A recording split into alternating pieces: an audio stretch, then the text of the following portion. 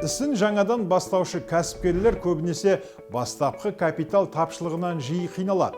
Сіз керемет бизнес идея ойлап таптыңыз және бәрін есептедіңіз, бірақ қаражат жетіспейді.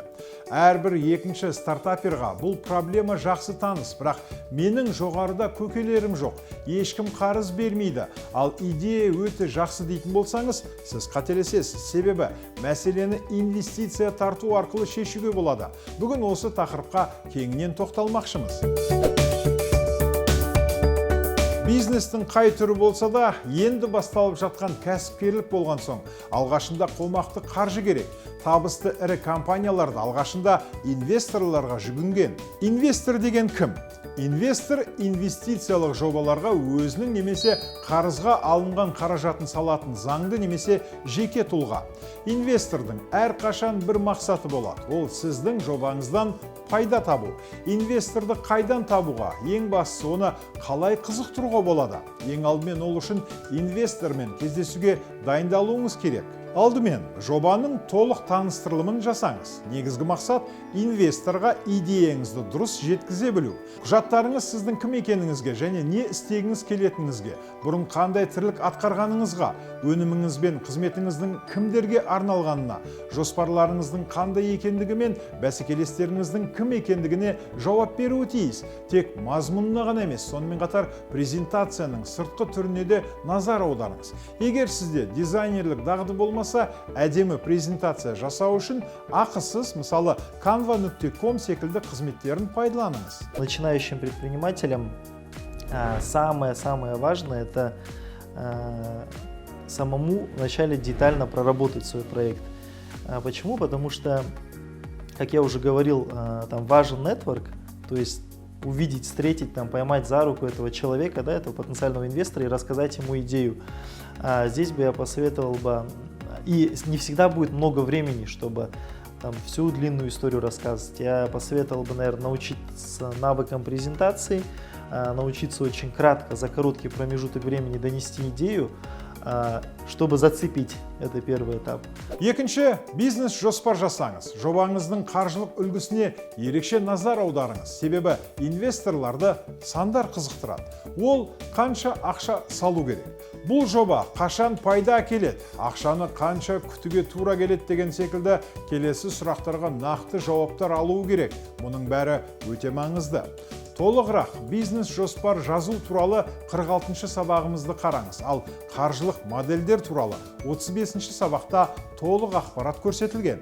Второй этап – иметь, когда ты уже зацепил и начался разговор, иметь очень детально проработанную внутреннюю документацию. Это и финансовую модель, бизнес-план, то, как ты изучал рынок, если это стартап в части производства какого-то нового оборудования, или чего-то еще, то именно такой детальный технический анализ, который ты проводил. Задача 1 – заинтересовать. Она выполнена, заинтересовал. Теперь, когда видит инвестор, что очень много было внутри работы проделано, чтобы изучить этот рынок, это добавляет уверенности.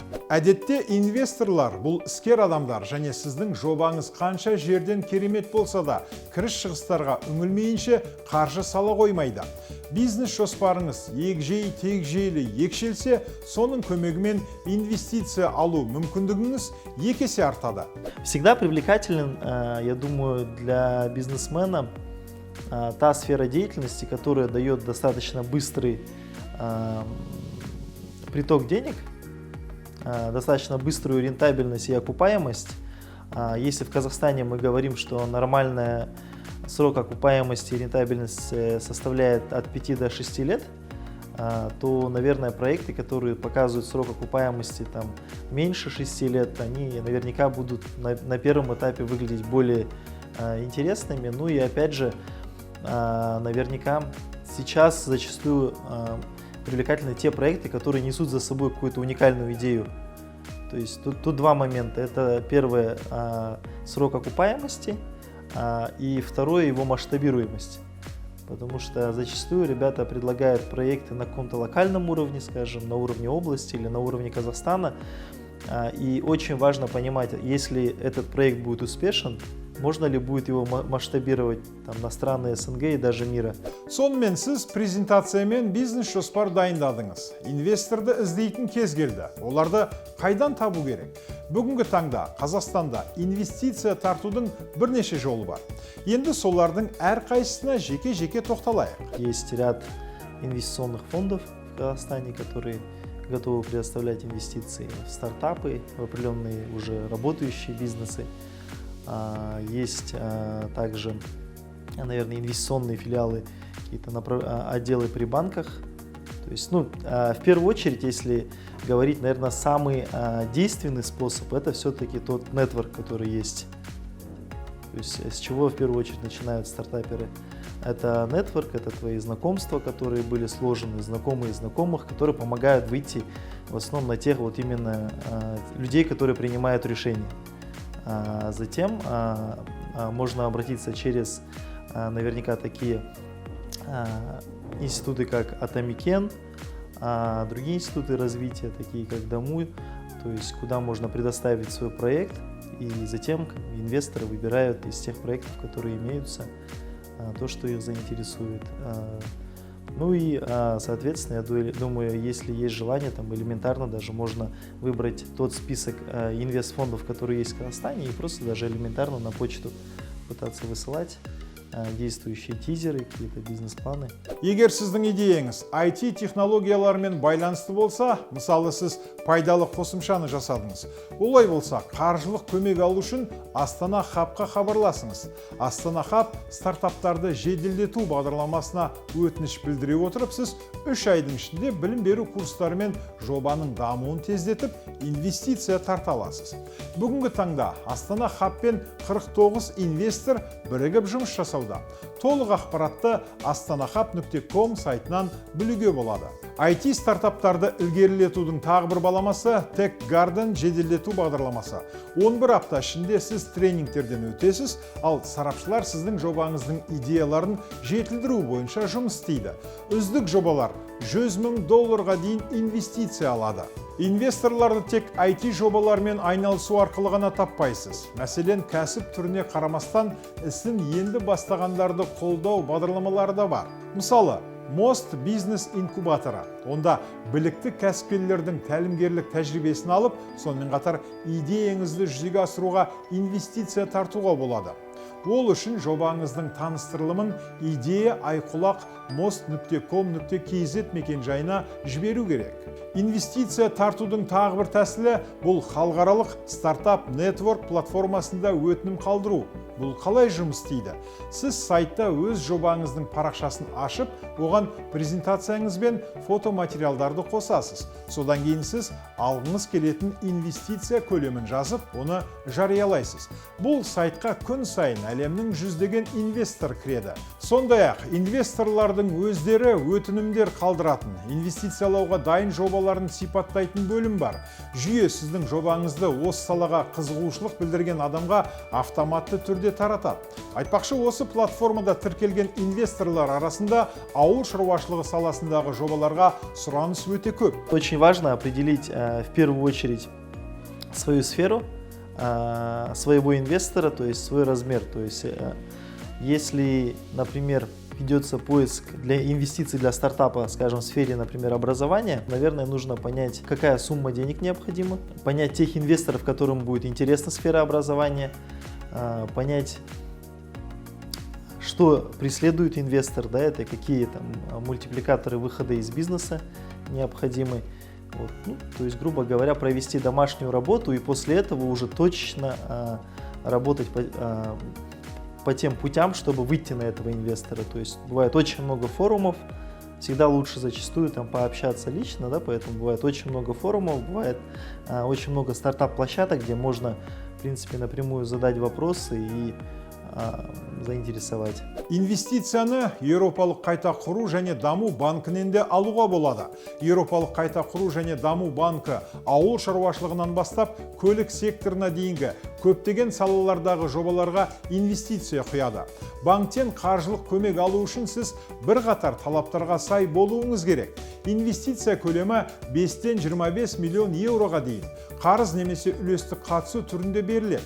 Толығырақ шарттармен Еуропалық қайта құру және даму банкінің ресми сайтынан танысуға болады. Енді тағы бір маңызды мәселеге тоқталайық. Жобаға ақша салған кезде инвестор қандай шарттар қояды? Если смотреть в стандартном подходе, зачастую, когда идет поиск инвестора, если инвестиции требуются почти 100%, то есть если сам генератор идеи он не вкладывает денег, нужно быть готовым к тому, что этот бизнесмен, возможно, будет миноритарным владельцем, то есть будет меньшую долю в бизнесе владеть, но будет управленцем. В соответствии с этими долями будут распределяться дивиденды. И в дальнейшем, наверное, важно будет заложить в это соглашение, которое между инвесторами и бизнесменом заключается, потенциальную возможность выкупа той доли акций, которая принадлежит инвестору.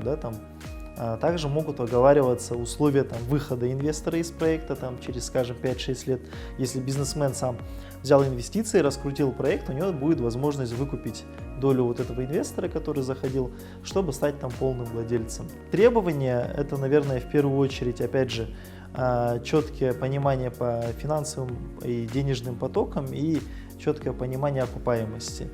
В основном руководителем проекта всегда зачастую ставится тот человек, который эту идею сгенерировал, бизнесмен, а на роль финансового директора у нас зачастую инвестор предпочитает своего доверенного лица поставить, чтобы видеть поток денег. Егер жоғарыда аталған әдістер сізге сәйкес келмесе және инвесторға тәуелді болғыңыз келмесе, краудфандингті қолдаңыз. Бұл не? Краудфандинг – бұл жобаға немесе идеяға бей-жай қарамайтын адамдардан қаржы ресурстарын жинау. 2017 жылы үстел үсті ойын ойлап тапқан американдық стартапер Kingdom Death 19 минуттың ішінде $1 миллион жинады. Ал краудфандинг науқаны аяқталғаннан кейін қаржы $12 миллион асты. Қазақстанда сонымен қатар осы секілді кастинг сайттар бар. Мысалы, starttime.kz және бәрібірге.kz. Онда сіз өзіңіздің бизнес идеяңыз туралы айта аласыз. Бұл әдісті қолданудың бірнеше ерекшеліктері бар. Біріншісі, бизнесті ашуға қажетті қаражатыңыздың 50%-дан астамы дайын болған кезде және қалғанын мемлекеттік қаржының көмегімен жинауға ниет білдіргендерге краудфандинг қажет. Екінші, краудфандингті сәтті өткізу үшін жарнама туралы ойлану керек. Жақсы жарнамасыз тиімділік төмен болады. Сол үшін әлеуметтік желілерді, ақпараттық бюллетендерді, мессенджерлердегі хабар алмасу мүмкіндіктерін пайдаланыңыз. Үшінші, краудфандинг науқаны орта есеппен 2 айға созылады. Акцияның соңына дейін аудиторияның қызығушылығын үнемі оятып отырыңыз. Қорыта айтқанда, бірінші, өз жобаңыздың бизнес жоспарымен таныстырылымын дайындаңыз. Екінші, бизнестегі өз салаңызды анықтап, арнайы интернет платформаларда инвесторлар табуға өтінім беріңіз. Үшінші, нетворкинг құралдарды қолданыңыз. Форумдарға, конференцияларға, тренингтерге барыңыз. Кәсіпкерлермен кездесіп тұрыңыз. Инвестор тарту көбінесе пайдалы таныстардың көмегімен шешіледі. Төртінші, қандай шарттарға баруға дайын екеніңізді анықтаңыз. Өйткені инвестор өз ақшасын тәуекелге тігіп, сіздің бизнесіңізді басқаратын болады. Инвестиция тарту сіздің бизнесіңізді бастауға арналған алғашқы және маңызды қадам. Бұл сіздің жобаңыздың өміршеңдігіне арналған сынақ. Өйткені инвестор сіздің идеяңыздың сатып алушысы болып табылады. Ол нәтиже берді ме? Онда құттықтаймыз. Бизнесте сәттілік тілейміз және келесі көріскенше.